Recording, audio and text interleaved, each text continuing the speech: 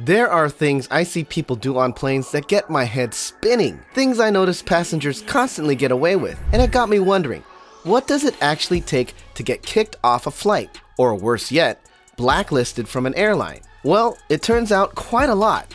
In 2022 alone, unruly passenger incidents shot up 47% worldwide. Here in the US, the FBI isn't just taking notes, they're actively investigating 250 cases of passengers who took reaching new heights a bit too literally. In this video, we're diving into the most common ways people earn their one-way ticket to the no-fly list. Plus, some incidents so wild you'll think I'm making them up. We're talking about everything from improvised face masks made of underwear. Yes, really, to wannabe skydivers trying to open emergency exits mid-flight. Stick around because some of these will really have you scratching your head. You might think flight attendants are quick to throw passengers off planes for the smallest infractions. Well, according to airline pilots, it's actually the opposite. Meet Morgan Gist McDonald, a private pilot who's seen it all from the cockpit.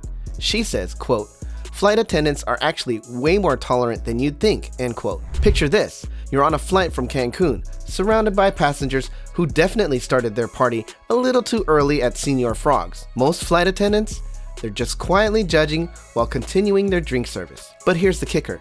Pilots think airlines need to get tougher. Those flight attendants you see passing out pretzels, they're not your personal servants. They're there to save your life in an emergency. You know, minor things like evacuating a plane or performing CPR. And if you think bad behavior is just a few viral TikTok moments, think again. Airlines worldwide are dealing with more drama than a reality TV show.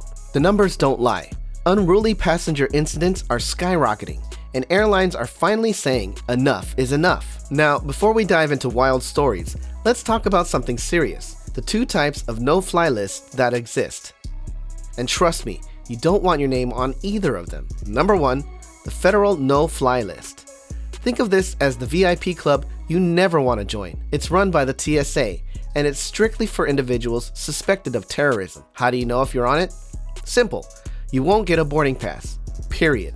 And no, those random extra security screenings don't mean you're on the list. They're usually just that, random. Here's a fun fact. If you keep getting randomly selected for extra screening, there's actually something you can do about it. It's called TRIP, the Traveler Redress Inquiry Program. Kind of like telling the TSA, hey, I promise I'm not who you think I am. Number two, airline-specific bans. This is the one our creative passengers have been making it onto. Each airline maintains its own naughty list. And until recently, getting banned from one airline didn't stop you from flying with others. It's like getting kicked out of McDonald's, but still being able to eat at Burger King. But here's where it gets interesting. Airlines are starting to team up. Delta's CEO even tried to get unruly passengers added to the federal no-fly list. That didn't work out, but airlines are now sharing their ban lists with each other. So that underwear mask incident we talked about earlier, yeah, that might get you banned from more than just one airline. The scariest part, getting on an airline's ban list can cost you up to $37,000 in fines, get you kicked out of TSA pre-check, and even land you a felony conviction if the FBI gets involved. Major categories of ban-worthy behavior. A. Physical assault. Let's start with the obvious one, throwing hands at 35,000 feet. In 2021, a Southwest passenger decided that being asked to wear a mask was worthy of conducting a full UFC match with a flight attendant. Viviana Quinones, remember that name because airlines certainly will, turned a simple mask reminder into a federal case. Literally, she not only knocked the flight attendant's teeth out, she also knocked out her chances of ever flying commercially again. The price tag for her tantrum? 15 months in federal prison, a $7,500 fine, and a Lifetime Achievement Award in the How to Never Fly Again category. B. Not following instructions. Now, meet the guy who took malicious compliance to new heights. When United Airlines required masks, Adam Jenny thought, you know what would make a great face covering? Women's underwear. Spoiler alert, United Airlines disagreed. And so did Delta when he tried the same stunt with them. The man got banned from 2 airlines faster than you can say Victoria's Secret. But here's the real punchline. He claimed everyone found it hysterical. You know who wasn't laughing? The flight attendants who've spent 2 years dealing with what they're calling bizarre confrontations. Speaking of bizarre, C. Emergency exit tampering. You know those people who can't handle a flight delay? Meet Cody Lovins, who took I need to get off this plane to a whole new level. Picture this. A San Francisco to Houston flight. Everything seemingly normal until our friend Cody got upset about, wait for it, a seating arrangement. His wife wouldn't move from someone else's assigned seat. Some real, tell me you're entitled without telling me you're entitled energy. But instead of doing what normal people do, like mumbling under their breath or writing a strongly worded tweet, Cody decided to punch a flight attendant, sprinted to the emergency exit, actually managed to open it, and tried to jump out. Spoiler alert, he didn't make it. His fellow passengers had to pull him back. Pro tip: if you're thinking about opening the emergency exit, maybe just try a meditation app instead. D.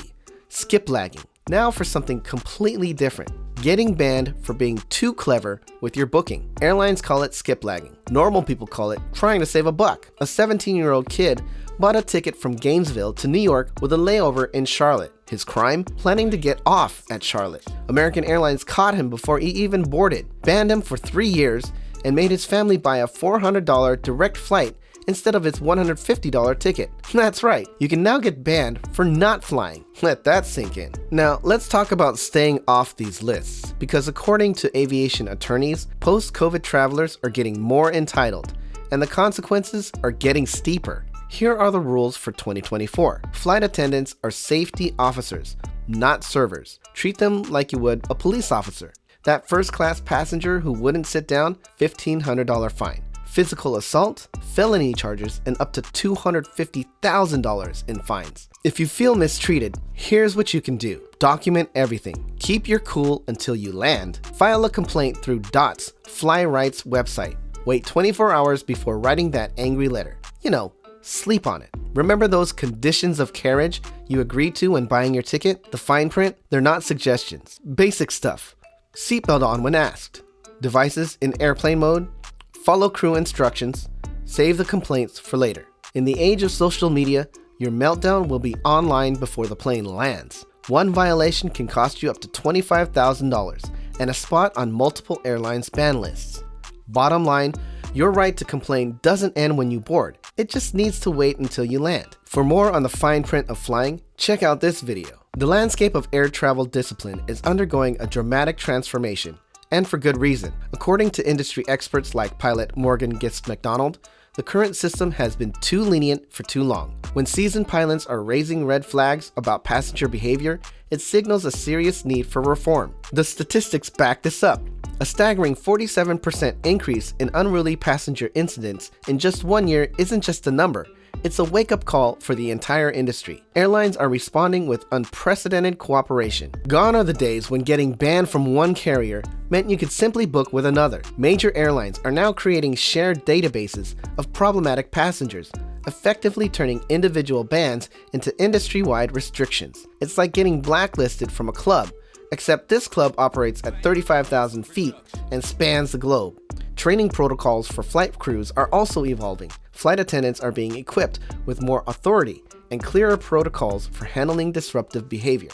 The days of multiple warnings and gentle reminders are giving way to a more decisive approach. Airlines are increasingly willing to turn planes around or make emergency landings to remove problematic passengers, a costly decision that shows just how seriously they're taking these issues. Airlines are done playing nice. Your ticket is a privilege, not a right, and they're more than happy to revoke it permanently. The rules are simple. Treat flight attendants as safety professionals, stay in your assigned seat, and remember those emergency exits aren't alternative doors. Basic courtesy goes a long way. For most of you who already know how to act in public, nothing really changes. For everyone else, well, there's always the train. If you found this video helpful, hit subscribe and that notification bell.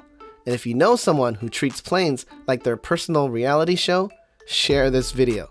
You might just save them from starring in our next episode. Until next time, from your friends at the Vacation Agent, safe travels.